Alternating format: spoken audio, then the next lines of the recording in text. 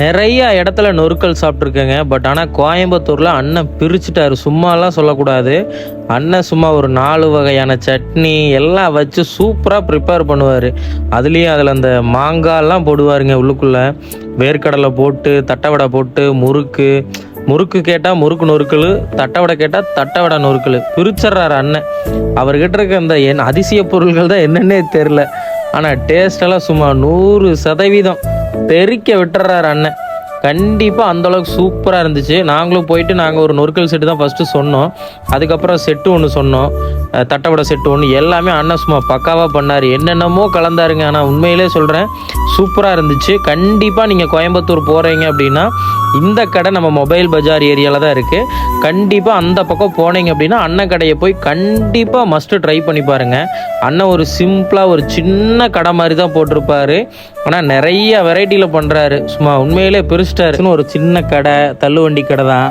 ஆனால் என்ன ஒன்று அண்ணன்கிட்ட ரொம்ப பிடிச்சதுன்னா, எல்லாருமே தட்டவடை செட்டில் நார்மலாக பண்ணுவாங்க. சும்மா தட்டவடை, வெங்காயம், தக்காளி இந்த மாதிரி. இவர் ஒரு 4-5 வகையான சட்னி வேறு வச்சுருக்காரு. மாங்காய்லாம் வெட்டி வச்சுருக்காரு. நம்ம மாங்காயில் கேட்டால் மாங்காயில் போட்டு தர்றாரு. இந்த மாதிரி சட்னி வகையெல்லாம் போட்டு காரமாக ஒன்று பண்ணுறாரு.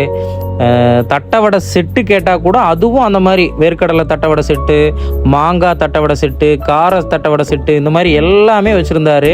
நாங்களும் ஒவ்வொன்றா வாங்கி சும்மா அதில் எல்லாம் ஒரு என்ன சொல்கிறது, ஒரு சூப்பராக பண்ணுறாரு. எல்லாமே பக்காவாக தலைவர் பிரித்து விட்டுறாரு. நீங்கள் கண்டிப்பாக கோயம்புத்தூர் பக்கம் போகிறீங்க, ஒரு மொபைல் பர்ச்சேஸ் பண்ணுறதுக்காக அந்த பஜாருக்குள்ளே போடுறீங்க அப்படின்னா சேகர் ஸ்நாக்ஸ் அப்படின்னு சொல்லி அண்ணன் கடை. கண்டிப்பாக நாங்களும் மொபைல் பர்ச்சேஸ்க்காக தான் போயிருந்தோம். நாங்களும் போய் சாப்பிட்டு பார்த்தோம், பிரிச்சிருச்சு. ஆனந்த் மாமாலாம் அங்கேருந்து வரமாட்டேன்னு அடம் பிடிச்சிட்டார். அப்புறம் நாங்கள் தான் கூட்டிகிட்டு வரதாகி போச்சு. என்னடா இவ்வளோ ஒரு சின்ன கடைக்கு இவ்வளோ ஹைப் கொடுக்குறேன்னு நினைக்க வேண்டாம். உண்மையிலே சூப்பராக பண்ணியிருந்தார். எனக்கு அவர் எப்படி சொல்கிறது, ஒரு சின்ன கடை தான். நம்ம கண்டிப்பாக பெரிய பெரிய கடைகளில் இந்த மாதிரிலாம் கொடுத்தாங்கன்னா ஒரு 100 ரூபா 150 ரூபா பில் பண்ணி கொடுக்கும்போது நம்ம கண்டிப்பாக வாங்கி சாப்பிட்டு வர்றோம். பட் இந்த மாதிரி ஒரு சின்ன சின்ன கடைகளில் அதே அளவுக்கு நிறைய பொருள்கள் போட்டு ரொம்ப டேஸ்ட்டாக பண்ணும்போது அவங்கள கண்டிப்பாக நம்மளை மாதிரி ஆட்கள் தான் நம்ம அவங்கள சப்போர்ட் பண்ணணும்.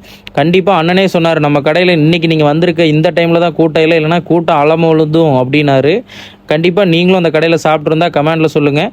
இதே மாதிரி அடுத்த விளாகில் நம்ம சந்திப்போம். தேங்க்யூ ஃபார் வாட்சிங் AMR Travel Vlogs.